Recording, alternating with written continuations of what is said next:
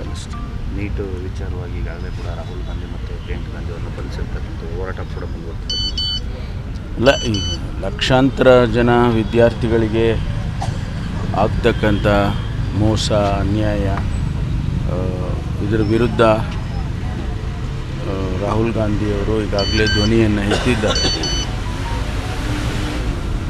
ಇವತ್ತು ನಿನ್ನೆ ದಿವಸ ಪ್ರತಿಭಟನೆ ದೆಹಲಿಯಲ್ಲಿ ಭಾಳ ದೊಡ್ಡ ಪ್ರಮಾಣದಲ್ಲಿ ಪ್ರತಿಭಟನೆ ಆಗಿದೆ. ರಾಹುಲ್ ಗಾಂಧಿಯವರನ್ನು ಮತ್ತು ಶ್ರೀಮತಿ ಪ್ರಿಯಾಂಕಾ ಗಾಂಧಿ ವಾದ್ರಾ ಅವರನ್ನು ಅರೆಸ್ಟ್ ಮಾಡಿದರು. ಅದು ಸಿಂಬಾಲಿಕ್ಕಾಗಿ ನಾವು ಏನು ಹೆಚ್ಚು ಪ್ರತಿಭಟನೆಯ ಸ್ವರೂಪ ಕಾನೂನಿಗೆ ವಿರುದ್ಧವಾಗಿ ಏನೂ ನಡೆದಿಲ್ಲ. ಆದರೆ ರಾಹುಲ್ ಗಾಂಧಿಯವರ ಧ್ವನಿಯನ್ನು ಅಡಗಿಸೋದಕ್ಕೆ ಈ ಪ್ರಯತ್ನಗಳನ್ನೆಲ್ಲ ಕೇಂದ್ರ ಸರ್ಕಾರ ಮಾಡ್ತಾ ಇದೆ ಅನ್ನೋದು ಕಾಣಿಸ್ತಾ ಇದೆ.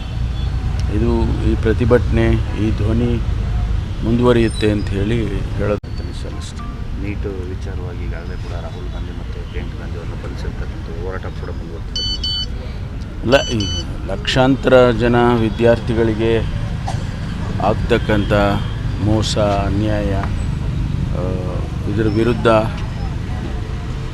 ರಾಹುಲ್ ಗಾಂಧಿಯವರು ಈಗಾಗಲೇ ಧ್ವನಿಯನ್ನು ಎತ್ತಿದ್ದಾರೆ.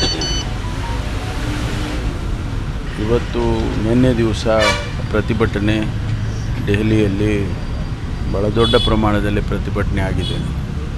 ರಾಹುಲ್ ಗಾಂಧಿಯವರನ್ನು ಮತ್ತು ಶ್ರೀಮತಿ ಪ್ರಿಯಾಂಕಾ ಗಾಂಧಿ ವಾದ್ರಾ ಅವರನ್ನು ಅರೆಸ್ಟ್ ಮಾಡಿದರು.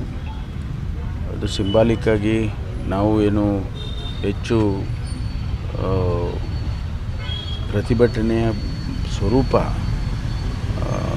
ಕಾನೂನಿಗೆ ವಿರುದ್ಧವಾಗಿ ಏನೂ ನಡೆದಿಲ್ಲ. ಆದರೆ ರಾಹುಲ್ ಗಾಂಧಿಯವರ ಧ್ವನಿಯನ್ನು ಅಡಗಿಸೋದಕ್ಕೆ ಈ ಪ್ರಯತ್ನಗಳನ್ನೆಲ್ಲ ಕೇಂದ್ರ ಸರ್ಕಾರ ಮಾಡ್ತಾ ಇದೆ ಅನ್ನೋದು ಕಾಣಿಸ್ತಾ ಇದೆ. ಈ ಪ್ರತಿಭಟನೆ, ಈ ಧ್ವನಿ ಮುಂದುವರಿಯುತ್ತೆ ಅಂತ ಹೇಳೋದಕ್ಕೆ ಬಯಸ್ತೇನೆ.